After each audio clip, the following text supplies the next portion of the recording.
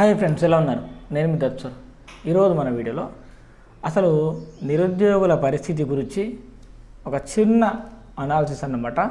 So గత 4-5 రోజులుగా వీడియోలు ఎక్కువగా అప్లోడ్ చేయలేదు, ఎందుకంటే ఈ పుస్తకం రిలీజ్ చేస్తున్నాను కదా, తెలుగు సాహిత్య ప్రశ్నావళి. ఈ పుస్తకం పనుల్లో పడి సో కొంచెం 2-3 రోజులు ఈ గ్రూప్ 1 నోటిఫికేషన్ వీడియో చేయలేదు. సో టెట్ డిఎస్సి అప్డేట్స్ అని చెప్పేసి మనకు రావడం జరిగింది, వార్తలు రావడం జరిగింది. సో వాటి గురించి కూడా వీడియో చేయలేదు. సో ఓవరాల్గా న్యూస్ అయితే తెలుసు మనకు. వాట్సాప్ గ్రూప్లో ఉన్నటువంటి ప్రతి ఒక్క మిత్రుడికి, ప్రతి ఒక్క ఫ్రెండ్కి ఇన్ఫర్మేషన్ అయితే పాస్ అవుతుంది. సో మన ఫ్రెండ్స్ అందరూ పెడుతున్నారు, దాంతోపాటు ఏ అప్డేట్స్ వచ్చినా నేను కూడా మనకు గ్రూప్లో పెడుతున్నాను. సో అది క్లియర్ అన్నమాట. సో ఇక్కడ ఏంటంటే మనకు అసలు గురుకుల పరిస్థితుల ప్రభావం ఇప్పుడు ఎట్లా ఉండబోతుంది ఎలక్షన్స్ పైన అని చూస్తే, మనకు ఎంపీ ఎలక్షన్స్లో జనరల్గా మనకు అసెంబ్లీ ఎన్నికల్లో గత ప్రభుత్వం కూలిపోవడానికి ఈ ప్రభుత్వం రావడానికి నిరుద్యోగులే ప్రధాన కారణం, అందులో డౌటే లేదు. కానీ ఇప్పుడు ఎట్లాగో భర్తీ చేశారు కదా, ఈ గురుకుల ఉద్యోగాలు ఏ విధంగా భర్తీ చేయాలి, పెద్ద నుంచి చిన్న వరకు భర్తీ చేయాలి, ఇది అందరికీ తెలిసిన సత్యమే. కానీ ముందుగా పీజీటీ ఇవ్వడానికి కారణం ఏంటి అసలు? సో మరి ఇంత జరుగుతున్నా, గురుకులాల్లో ఇంత లొల్లి నడుస్తున్నా, ఆర్డర్ ప్రకారం ఇవ్వాలని తెలుస్తున్నా, మరి ఎందుకు ప్రభుత్వం స్పందించట్లేదు, దీని మీద యాక్షన్ తీసుకోవట్లేదు? అది ఈ ప్రభుత్వం, అదే అందరికీ ఆశ్చర్యంగా ఉందన్నమాట. 2 లక్షల ఉద్యోగాలు భర్తీ చేస్తామంటున్నారు. నువ్వు ఉద్యోగాలు భర్తీ చేసే మాట వాస్తవమే అయినప్పుడు, ఆల్రెడీ ఉన్న ఉద్యోగాలకు 15,000 కానిస్టేబుల్ ఉద్యోగాలకు పోస్టింగ్ ఆర్డర్స్ ఇచ్చారు, 7,000 స్టాఫ్ నర్స్ ఉద్యోగాలకు కూడా ఇచ్చారు, పోస్టింగ్ ఆర్డర్స్ ఇచ్చారు. సో ఇప్పుడు ఈ గురుకుల అభ్యర్థులకు 9,200 అభ్యర్థులు కూడా పెద్ద నుంచి చిన్న ఆ విధంగా భర్తీ చేస్తే ప్రాబ్లం ఏంటి అని చెప్పేసి. ఎందుకంటే కొంతమంది డిగ్రీ లెక్చర్ తక్కువ పోస్ట్ ఉన్నప్పటికీ అందులో ఉన్న వాళ్ళు, సెలెక్ట్ అయిన వాళ్ళు టాప్ నాచ్ క్యాండిడేట్స్ ఉంటారు. సో వాళ్ళకి ఆల్మోస్ట్ జేఎల్ కూడా వస్తుంది, పీజీటీ కూడా వస్తుంది. అంటే హయ్యర్ క్వాలిఫికేషన్స్ ఉన్న వాళ్ళకి, ఆ లెవెల్ నాలెడ్జ్ ఉన్న వాళ్ళకి డిఎల్తో పాటు జేఎల్ కూడా వస్తుంది, పీజీటీ కూడా వస్తుంది, వచ్చింది కూడా చాలామందికి వచ్చింది. సో ఇక్కడ ఏమవుతుంది అంటే కొన్ని రూమర్స్ కూడా వినిపిస్తున్నాయి దీని మీద, కొంచెం చెప్తావి. అక్కడ ఈ పెద్ద ఉద్యోగం తీసుకొని చిన్న ఉద్యోగాలకు ఆటోమేటిక్గా వాడు వచ్చినా రాకున్నా అక్కడ ఏం చేయాలి, అక్కడ బ్యాక్లాగ్ ఏర్పడకుండా దాన్ని నెక్స్ట్ క్యాండిడేట్తో ఫిల్ చేయాలి. అందుకే 1:2 పిలిచేది. ఒకప్పుడు 1:2 కానీ 1:3 ఈ పద్ధతులు లేవు కదా. ఎంతమంది ఉంటే అంతమంది పిలిచేవాళ్ళు, ఉంటే మిగిలితే బ్యాక్లాగ్ ఉండేవి, అట్లుండే.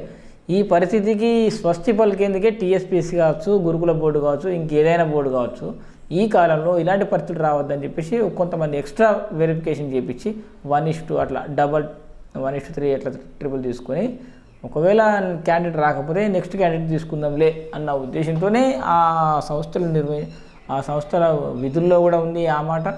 ఆ సంస్థలు ఆ పని చేయాలి కూడా, చేసాయి కూడా కొన్ని సందర్భాల్లో. మరి ఇప్పుడు ఎందుకు ఇట్లా? ఒకప్పుడు మిత్రులారా గమనించండి,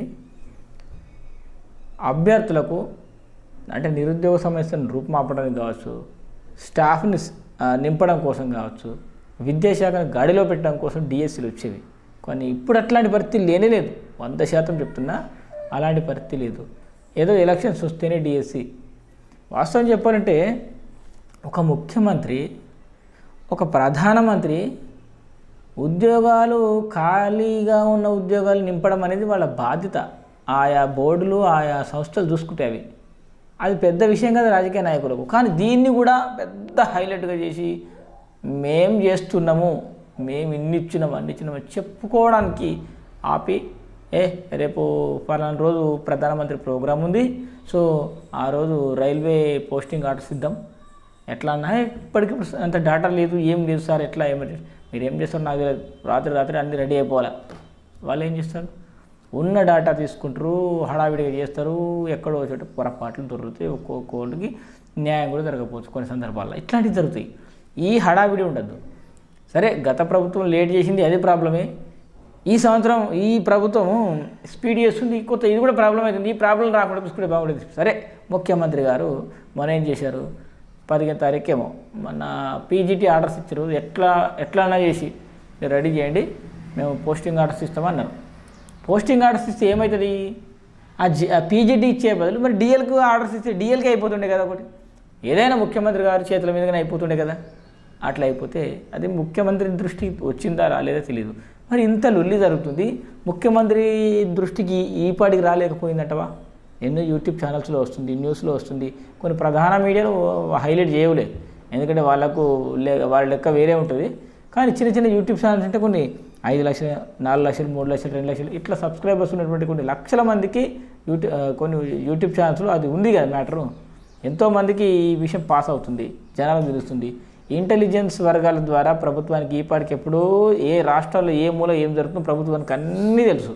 కానీ తెలియనట్టు ఏ విషయంలో మాట్లాడాలా, ఏ విషయంలో మాట్లాడకూడదు, ఏ విషయంలో స్పందించాలా. మీరు చూడండి, రేపే నోటిఫికేషన్ అంటాడు, 4 రోజుల్లో నోటిఫికేషన్ అంటాడు, 10 రోజులు నోటిఫికేషన్ అంటాడు, 2 వారాలు నోటిఫికేషన్ అంటారు. ఇక దీనికి తోడు కొంతమంది ఫేక్ గాలు ఉంటారు వాట్సాప్లలో. వాళ్ళు ఏంటంటే వాళ్ళు ఏదో వాళ్ళకు తెలిసి చేస్తారా, కొన్ని తెలియజేస్తారా, కొన్ని కానీ మొత్తమే స్ప్రెడ్ చేస్తారు మ్యాటర్ అనేది. సో ఇట్లాంటి సందర్భాలు వస్తాయన్నమాట. రేపు సాయంత్రం నోటిఫికేషన్ రిలీజ్ చేయడానికి సన్నాహాలు చేసిన ప్రభుత్వం, ఆడ విద్యాశాఖ సమీక్ష జరగలేదు, ఈ పోయి చూడలేడు. మరి చూడని వాళ్ళందరికీ చాలామందికి ఏమనుకుంటారు, అది నిజమే కావచ్చు అని ఇట్లా అనుకుంటారు. కానీ ఇలాంటి ఫేక్ న్యూస్లు నమ్మడానికి మళ్ళీ ఎప్పుడు నమ్ముతారు? రేపు పొద్దున పేపర్లో వచ్చిందా లేదా, పేపర్లో వస్తే ఓకే, పేపర్లో రాకపోతే ఫేక్ న్యూస్ ఇట్లా అనుకుంటారు. కొన్ని ఎట్లుంటే పేపర్లో వచ్చినా కూడా నమ్మడానికి వీలేదు. కొన్ని పేపర్లో వారంలో డిఎస్సి నోటిఫికేషన్ అంటాడు, అది వారం కాదు కదా, నెలలో కూడా రాదు. ఇట్లాంటి సందర్భాలు కూడా ఉంటాయి.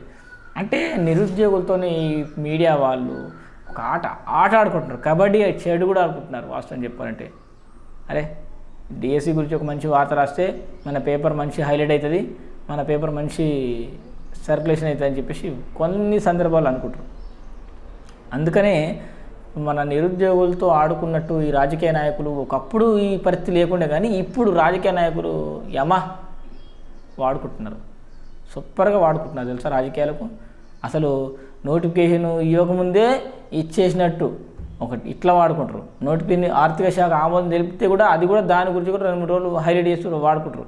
ఇక నోటిఫికేషన్ రిలీజ్ అయిన తర్వాత అయితే ఒక 15 రోజులు 20 రోజులు దాని గురించే ఉంటుంది, మళ్ళీ ఎగ్జామ్స్ గురించి దాని గురించే వాడుకుంటారు. ఇక ఇదంతా అయిపోయిందా, పోస్టింగ్ ఆర్డర్స్ ఇచ్చేటప్పుడు కూడా జనరల్గా ఒక విద్యాశాఖ అధికారి లేదంటే గురుకుల బోర్డు చైర్మన్లు కానీ మెంబర్స్ కానీ వాళ్ళు ఇస్తారు అపాయింట్మెంట్ ఆర్డర్స్. ప్రభుత్వ రాజకీయ నాయకులు వచ్చి ఇచ్చిపోతున్నారు, ఏదో ఒకటి ఇట్లా గౌరవంగా ఇట్లా ఇచ్చిపోతే అది వేరే విషయం, కానీ ఉన్నాయని వాళ్ళు ఇస్తున్నారు. సో పరిస్థితులు చాలా మార్పులు వస్తున్నాయి మిత్రులారా. చాలామంది పెళ్ళిళ్ళు కాక, ఉద్యోగాలు లేక, ఒకప్పుడు ఆలస్యమైంది కదా, సో ఇప్పుడైనా తొందరగా అవుతుందేమో అనుకుంటే ఇంత తొందరగా అయితే ఎవరు ఎక్స్పెక్ట్ చేయట్లేదు. ఇంత తొందరగా కూడా ఇప్పుడు అంత మంచిది కాదేమో. సరే ఈ చేసేది ఏదో డిఎల్ చేసేది ఉండే, దాంతోపాటు 19-20 తారీఖు ఇప్పుడు మనకేంది డిఎల్ది నడుస్తుంది కదా, సర్టిఫికేట్ వెరిఫికేషన్.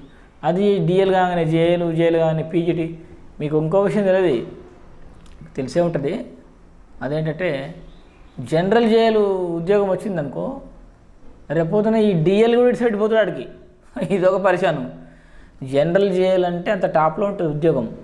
జనరల్ జేఎల్ వచ్చిన వాళ్ళు గురుకుల డిఎల్ వదులుకుంటారు, గురుకుల పీజీటీ వదులుకుంటారు, గురుకుల టీజీటీ అయితే కంపల్సరీ వదులుకుంటారులే. సో గురుకుల జేఎల్ కూడా వదులుకుంటారు. ఇన్ని ఉద్యోగాలు వదిలేసుకుంటారు. ఈ తతంగం అంత అయిపోయిందా, మళ్ళీ రేపు డిఎస్సి నోటిఫికేషన్ వేసిండ్రు అనుకో, మళ్ళీ ఈ గురుకుల టీజీటీ పీజీటీ జేఎల్ అభ్యర్థులందరూ ఏ డిఎల్ క్యాండిడేట్స్ రాకుండొచ్చు కానీ బహుశా స్కూల్ అసిస్టెంట్ రాస్తారు. స్కూల్ అసిస్టెంట్ ఈడ జాబ్ వచ్చింది అనుకో, అప్పుడు మళ్ళీ గురుకులకు రిజైన్ చేస్తారు, మళ్ళీ ఈ స్కూల్ అసిస్టెంట్కి వస్తారు. నిజమండి, అట్లాంటి పరిస్థితులు కూడా వస్తాయి. అంతేందుకు టీజీటీ వదులుకొని లాంగ్వేజ్ పండిట్కి వచ్చిన వాళ్ళు కూడా ఎంతోమంది ఉన్నారు. ఎందుకంటే అక్కడ ఉన్న పరిస్థితులు అట్లా ఉన్నాయి. మరి అదే ఎందుకు ఇలాంటి పరిస్థితులు ఉన్నాయో మాత్రం తెలియదు.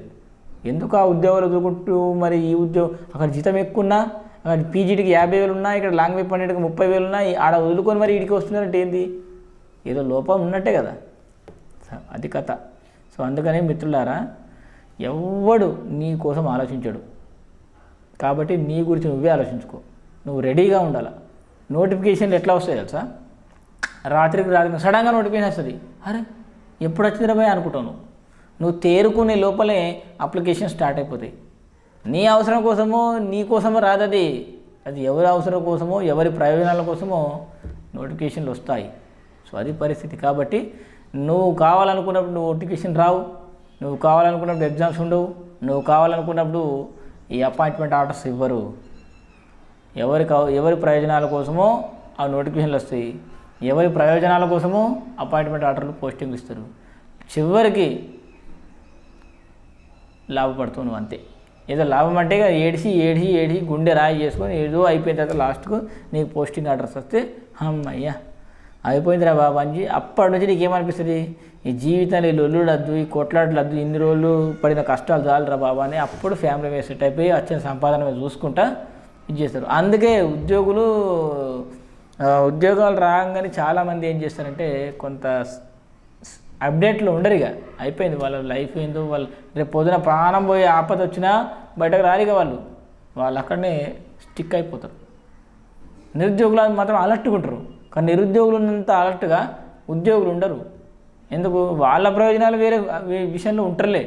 కానీ ఇట్లా అంటే చెప్పేది ఏంటంటే ఓవరాల్గా ఈ సమాజంలో ఏదన్నా సాధించాలన్నా ఏం చేయాలన్నా మీరు చదువుకొని సిద్ధంగా ఉండండి. నోటిఫికేషన్ ఎప్పుడన్నా రాని చిన్నప్పుడు రాసుకోండి. నోటిఫికేషన్ రాగానే మాకు టైం లేదు మళ్ళీ నువ్వే వదిలి పెడతావు. ఇప్పుడు నోటిఫికేషన్ రేపో మాపో అని కొత్త ప్రభుత్వం వచ్చిన నుంచి నవంబర్ నుంచి డిసెంబర్ నుంచి అంటున్నారు. డిసెంబర్ పోయింది, జనవరి పోయింది, ఇంకో 10 రోజులు ఫిబ్రవరి కూడా ఇంకో వారం రోజులు అయితే అంటే 3 నెలలు పోయింది, 90 రోజులు పోయింది. ఈ 90 రోజులు నువ్వు ఏం చేసినావు? రేపు పొద్దున నోటిఫికేషన్ ఇస్తాడు, సడన్గా ఏప్రిల్లో ఉంది లేదంటే మేలో ఎగ్జామ్ ఉంది అంటాడు. అరే ఇంత తక్కువ టైం ఇస్తావు మాకు అని చెప్పి మళ్ళీ నువ్వు ధర్నాకు దిగాల్సిన అవసరం లేదు. ఎందుకంటే ఈ టైం ఈ 3 నెలలు పోయా, ఇప్పుడు మళ్ళీ 2 నెలలు 6 నెలలు టైం అయిపోతుంది. 5-6 నెలలు టైం సరిపోదా? కానీ ఇప్పుడు నువ్వు ఏం చేస్తావు, నోటిఫికేషన్ రిలీజ్ అయిన తర్వాత నువ్వు టైం లేక పెడతావు. సో నీ కోసము నువ్వు అనుకున్నట్టు ఏం జరగదు ఇక్కడ. అది ఏదేదో అనుకోకుండా జరిగిపోతాయి. కాబట్టి సడన్గా జరిగిపోతాయి. మిత్రులారా మీరు ఒక్కడే గుర్తుంచుకోండి, మీరు చదువుకొని రెడీగా ఉండండి, బాగా ప్రాక్టీస్ చేసుకోండి. అంటే నా ఛానల్లోనే ఎగ్జామ్స్ రాసుకోండి అని చెప్పట్లే, ఏ ఛానల్లో ఎగ్జామ్స్ అయినా రాసుకోండి, ఏ పుస్తకాలైనా ప్రాక్టీస్ చేసుకోండి, కానీ డెఫినెట్గా ప్రాక్టీస్ చేసుకోండి. ఎందుకంటే చదువుకొని బాగా ప్రాక్టీస్ చేసుకుంటేనే మీరు పర్ఫెక్ట్ అవుతారు.